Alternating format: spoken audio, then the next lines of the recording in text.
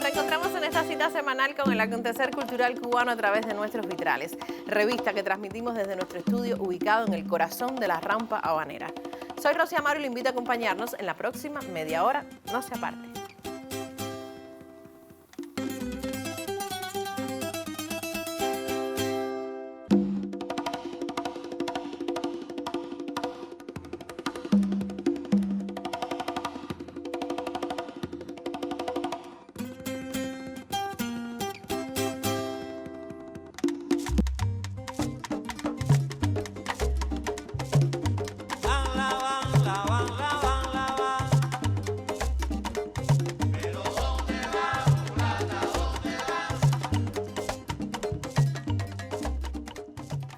Hoy nos estaremos aproximando a la Fundación Alejo Carpentier, que estudia y difunde la vida y obra de ese escritor cubano, Premio Cervantes, de quien recordamos el aniversario 120 de su natalicio.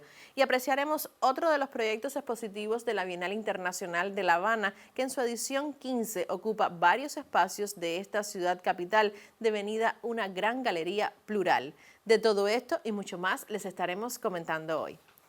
Aquí en el estudio dialogaré con el maestro José Loyola, destacado compositor teórico de la música, director fundador de la Charanga de Oro, flautista y quien mereciera el Premio Nacional de Enseñanza Artística 2023.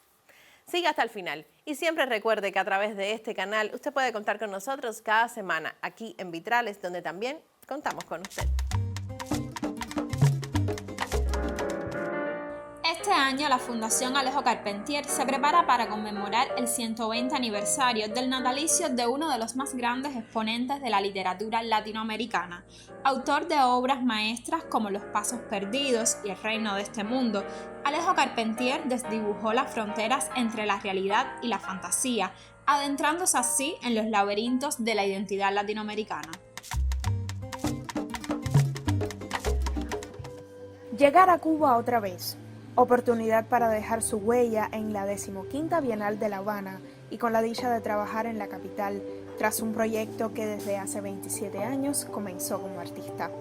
Hablamos de Tokiro Sato, quien arribó por primera vez a Cuba para la 6ª Bienal de La Habana en 1997 y con su fotografía se convirtió en el primer japonés en participar representando a esta nación asiática como creador. Alejo Carpentier, sin dudas, el más universal de los narradores cubanos del siglo XX y de quien recordamos este año el aniversario 120 de su natalicio, supo desentrañar como pocos las claves del mundo real maravilloso de la América nuestra, reflejada en una obra polifacética que ha dejado su impronta en las poéticas latinoamericanas y caribeñas. Justamente en esta Habana que fascinó a Carpentier y que la convirtió en escenario principal de buena parte de su novelística, permanece vivo el legado del relevante intelectual Premio Cervantes a través de la fundación que lleva su nombre.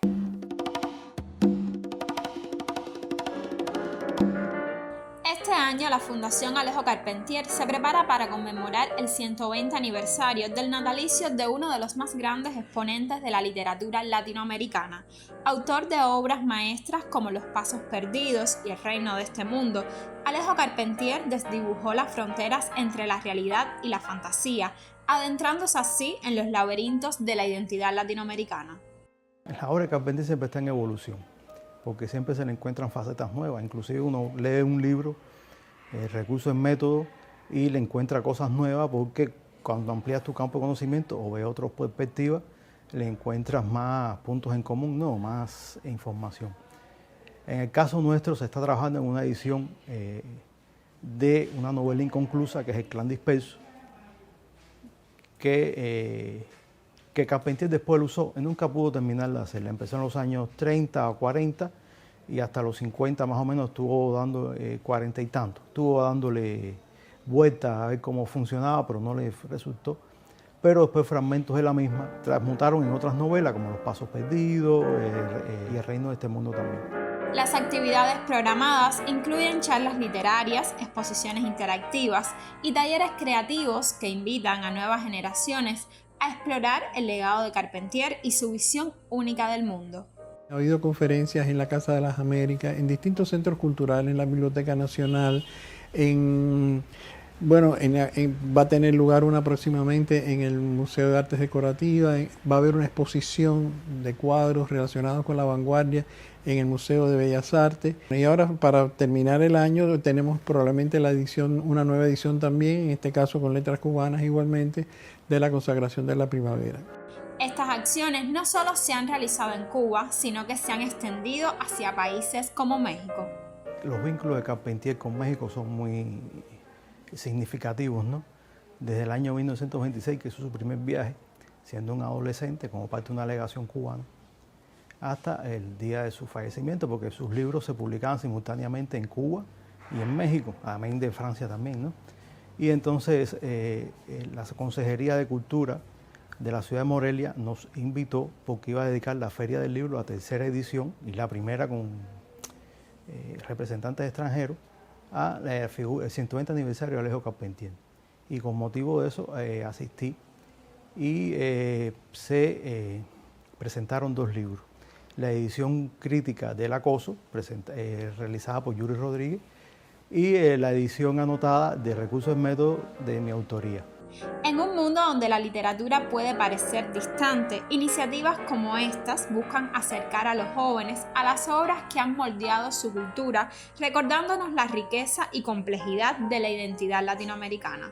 Carpentier es un escritor para siempre. No es un escritor que se puede enmarcar en una fecha determinada la importancia de su obra. Él nos está diciendo muchas cosas de quiénes somos, qué cosa es el Caribe, qué cosa es América Latina, cuál es el significado que tiene para nosotros, cuál es la visión colonizadora que se ha tenido por parte de Europa en particular de lo que es nuestro país, de lo que son nuestros países. Y Carpentier tiene una respuesta muy rotunda con respecto a todo esto. Y la obra de Carpentier es una obra que justamente es muy descolonizadora. Pone de relieve todo lo que América ha aportado a la cultura universal. La relevancia de Alejo Carpentier en el panorama literario actual es indiscutible. Su exploración de temas como la identidad, la historia y lo mágico ha dejado una huella profunda en generaciones de escritores y lectores. Desde La Habana, Aniela Dumas para Vitrales.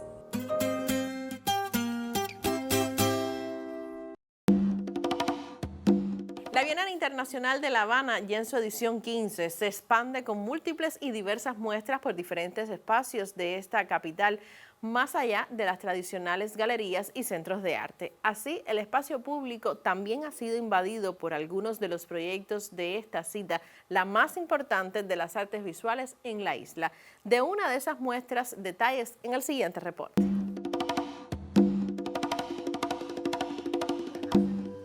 Llegar a Cuba otra vez, oportunidad para dejar su huella en la 15ª Bienal de La Habana y con la dicha de trabajar en la capital tras un proyecto que desde hace 27 años comenzó como artista. Hablamos de Tokiro Sato, quien arribó por primera vez a Cuba para la 6ª Bienal de La Habana en 1997 y con su fotografía se convirtió en el primer japonés en participar representando a esta nación asiática como creador. No esperaba poder llegar a Cuba de nuevo, entonces cuando recibí la invitación este marzo o fue abril, me quedé muy sorprendida y muy agradecida. Llegando a Cuba de nuevo, ahora una gran diferencia, veo que hace 27 años en cualquier lugar de la calle me llamaba chino, pero esta vez me llamaron japonés, entonces veo que la presencia de Japón ha crecido bastante en todo ese tiempo. El día era lluvioso. Conversamos desde el Hotel Parque Central y nos mostró cómo el arte de la fotografía ilumina su vida. Tokiro Sato trabaja como profesor de la Universidad Nacional de Bellas Artes y Música de Tokio. Su obra ha formado parte de grandes exposiciones en países como los Estados Unidos y Japón.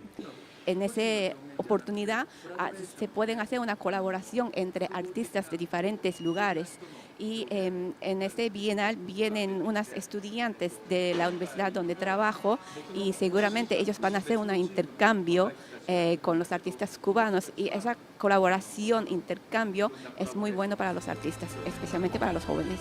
La 15 Bienal de La Habana propone al público capitalino conocer sobre la obra de grandes artistas internacionales. Tokiro Sato es de esos creadores que hoy busca inspiración en las calles de La Habana, en sus plazas y parques, en la historia de una bienal que festeja sus 40 años de existencia en la mayor de las Antillas. Desde La Habana, Elena Godínez Dalmau para Vitrales.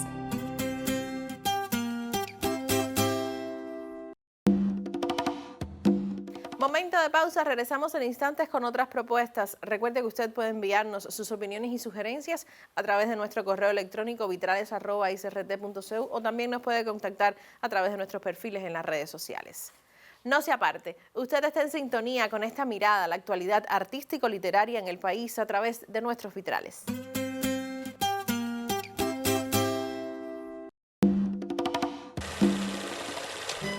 ¿He cambiado yo o ha cambiado la ciudad? Hoy es mi día de suerte. Oye, esta es la cornetica. Pero yo soy una mujer que sabe salir a flote. Oye, yo también tengo ganas de verla. A mí me gusta mucho la vida. Me parece que los revolucionarios tenemos que ser fundadores. Arriba, caballero, que hay mucho machete por dar todavía.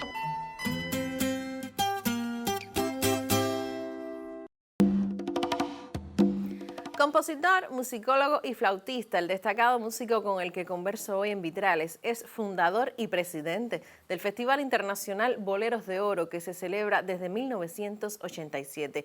Su magisterio ha contribuido a formar a diferentes generaciones de músicos como profesor de composición y orquestación en la Universidad de las Artes aquí en La Habana, donde ha asumido diferentes responsabilidades académicas. Así, en el tiempo de entrevista en esta emisión de Vitrales, recibo aquí en el estudio al maestro José Loyola Fernández, director fundador de la orquesta La Charanga de Oro y quien recibió el Premio Nacional de Enseñanza Artística 2023. Felicitaciones y gracias por aceptar nuestra invitación. Gracias a ustedes por recibirme aquí en este programa, en Vitrales. Es la primera vez que estoy. Pero no será la última, no se preocupe. De mis periplos por la televisión, pero es un gustazo para mí estar aquí y compartir con ustedes. Maestro, ¿cuándo definió que su vida estaría vinculada a la música? Bueno, en realidad yo no decidí, la vida fue la que decidió, porque yo vengo de cuna de músicos. Mi padre, flautista, fundador de la Orquesta Aragón y músico de la banda de conciertos de Cienfuegos, una ciudad, por supuesto, musical. Entonces, desde pequeño, con mi padre iba a los ensayos de la orquesta, iba a los ensayos de la banda, vio en mí cualidades para la música y en casa empecé los primeros conocimientos a recibirlo directo de mi padre hasta que después fui a la escuela de música. Además de su padre, ¿qué otros músicos influenciaron en su formación?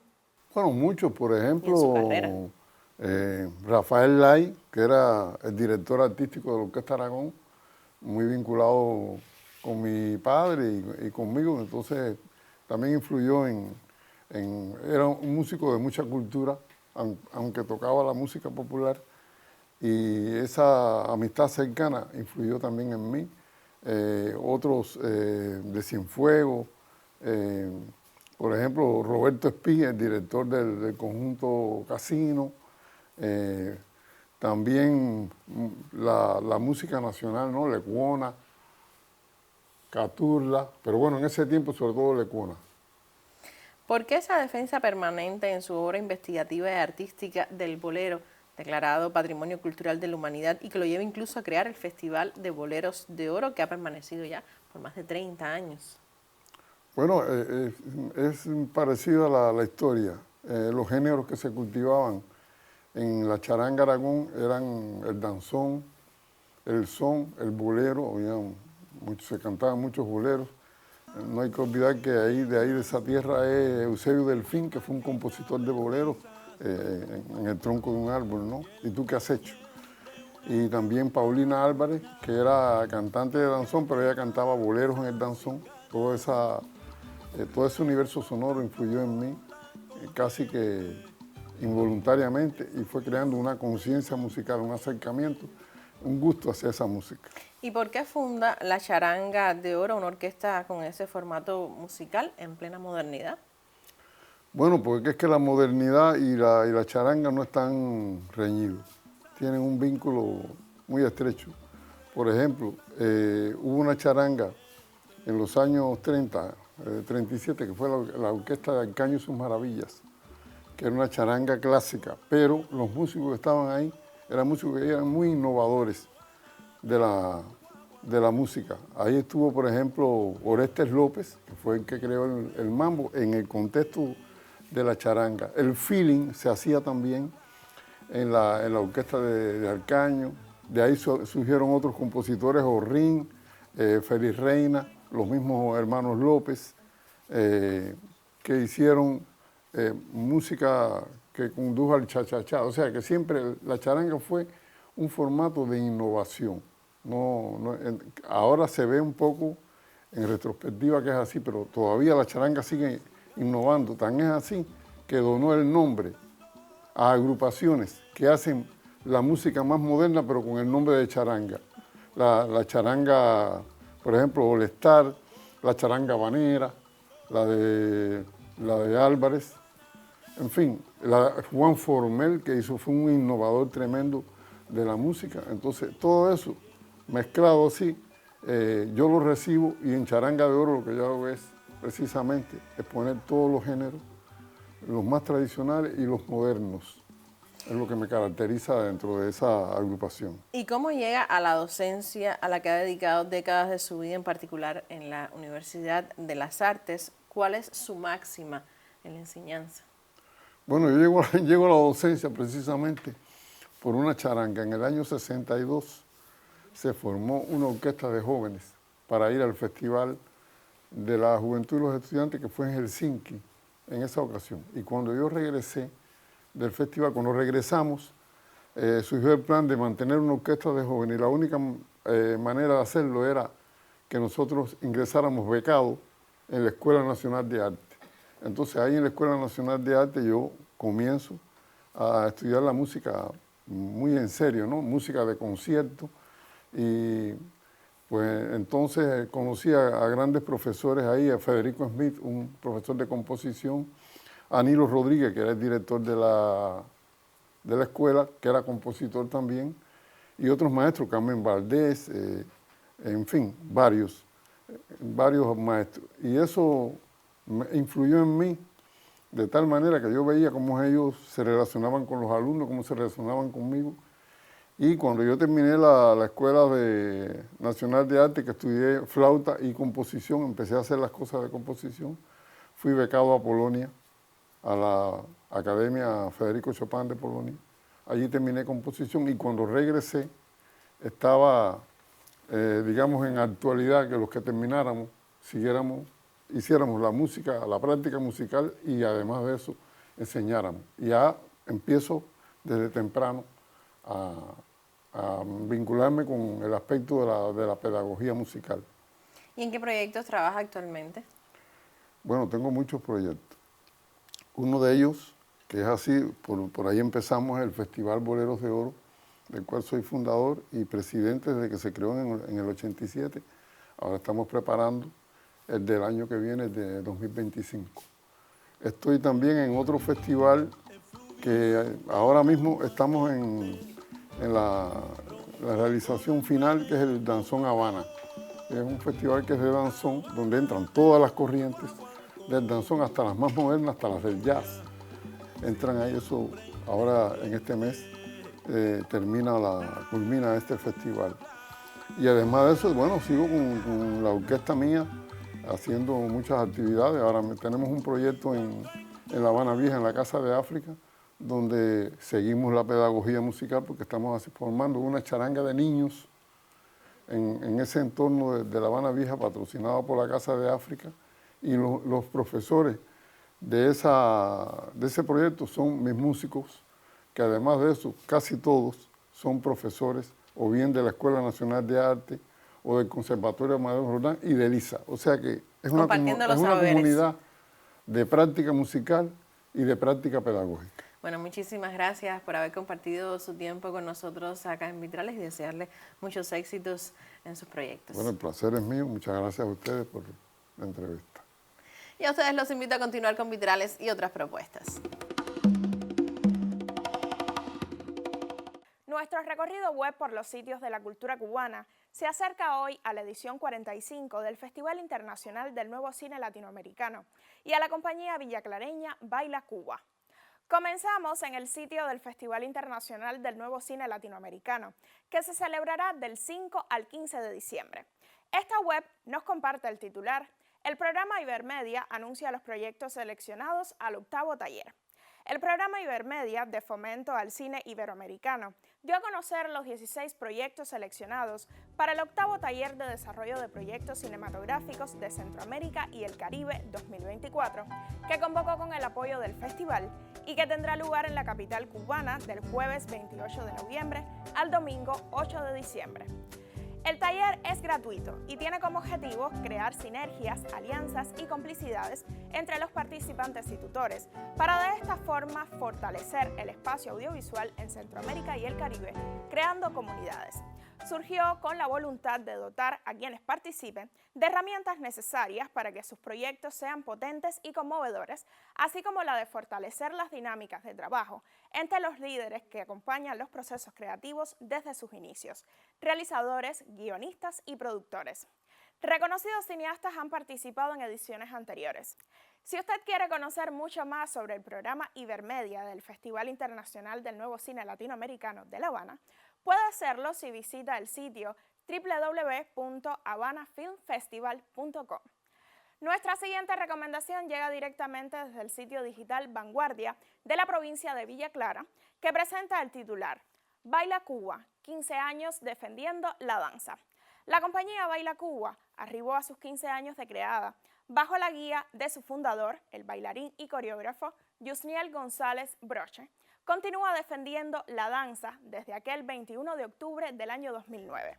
El grupo lo componían bailarines y bailarinas, los primeros provenientes de la compañía Danza del Alma, dirigida por el maestro Ernesto Alejo, y las muchachas eran las primeras graduadas de la especialidad de danza contemporánea en la provincia. Baila Cuba ha estrenado más de 10 espectáculos de 1 hora de duración, concebidos con un guión artístico, con una sola temática o conformados por diferentes obras tipo concierto.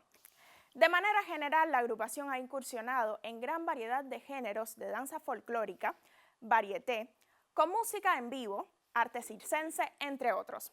Si usted quiere conocer mucho más de la compañía de Villa Clara Baila Cuba, puede hacerlo si visita el sitio www.vanguardia.cu y consulte el titular Baila Cuba, 15 años defendiendo la danza. Con estas recomendaciones me despido. Volveremos en otro recorrido web por los caminos de la cultura cubana. Usted continúa en Vitrales.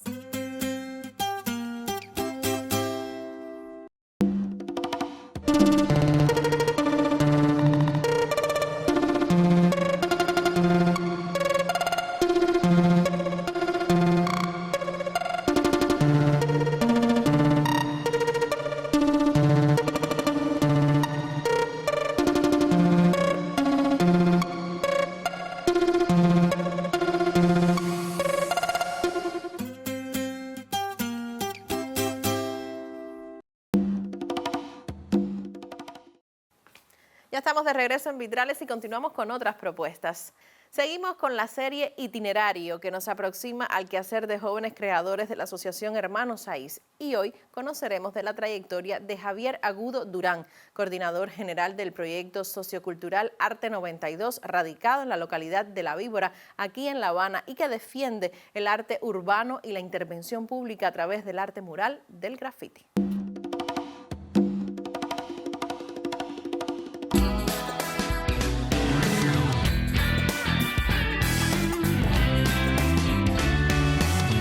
Hola, soy Javier Agudo Durán, soy artista visual y muralista. Mis inicios fueron a partir del 2006, cuando entro a la Escuela de Instructores de Arte. Después hago la licenciatura en Educación Artística, me gradúo en el 2016 y me empiezo a especializar desde el 2014 en la intervención pública, en el arte de performance, del videoarte, en el mural. Hace 10 años dirijo un proyecto sociocultural y a la vez es un colectivo de artistas visuales que se llama Arte 92, que ese es mi proyecto de vida, pero a la par llevo mi trabajo independiente como artista.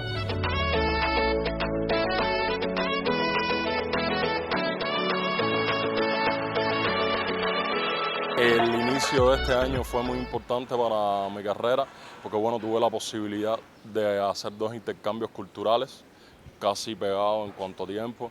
Estuve en México un mes trabajando con artistas urbanos y del arte del mural, pues estuve en el conocido Festival Ciudad Mural de Venezuela, en la ciudad de Mérida. Fue una experiencia espectacular. Asociación Hermanos Aiza. Equipo, familia, jóvenes, sueños, creación, el arte. El arte nos une. El trabajo con la asociación se hace más fuerte. Hay proyecciones de hacerse murales a grandes escalas, tanto en la sede del Pabellón Cuba, que es la Presidencia Nacional, como en otras provincias. Pensamos hacer un proyecto de itinerancia con el muralismo. Hay un proyecto para Pinar del Río, que es hacerlo en los laterales de la Universidad Central de Pinar del Río, que es hacer a los hermanos ahí. Bueno, quiero empezar citando a Eduardo Galeano con una frase que dice que el arte del graffiti y del mural es la imprenta de los pobres. Y en esencia, para mí, el arte mural es un espacio de socialización totalmente. Lleva el arte a otra dimensión, a las calles. Y realmente desde que descubrí esto, no lo suelto. Hago otras cosas como artista, pero realmente al final termino haciendo murales. Y lo llevo también al plano educativo, porque nosotros formamos como instructores de arte también que somos. Estamos creando como una cantera para ir creando así a futuro un movimiento y varios colectivos también que puedan ir desarrollando esto en diferentes regiones del país.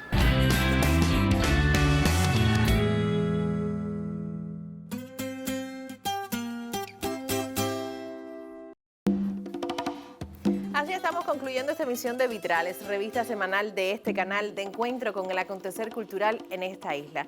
Soy Rosy Amaro y no olvide que puede contar con nosotros la próxima semana. Justo a esta hora aquí los estaremos esperando. Gracias por acompañarnos.